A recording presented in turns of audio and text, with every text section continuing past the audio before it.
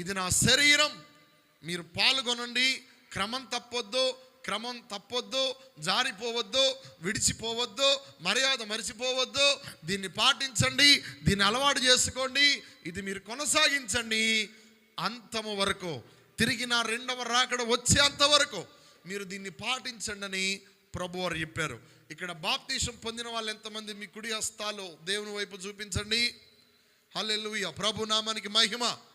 Baptism తీసుకోవాల్సిన వాళ్ళు ఎవరో చెయ్యి పైకెత్తండి. బాప్తీసం తీసుకోవాల్సిన వాళ్ళు.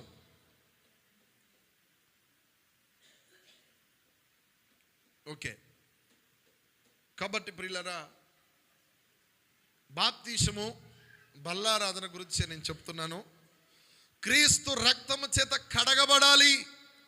తీసుకున్న వాళ్ళందరూ క్రీస్తు రక్తంతో కడగబడ్డారు.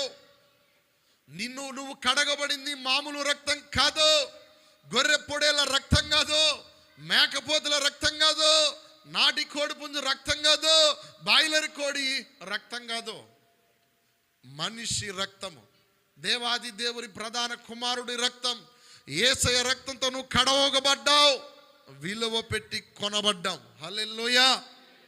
చాలా మంది బాప్తీసం అంటే ఆషామాషి అనుకుంటారు. ఇది ఆషామాషి కాదండోయ్.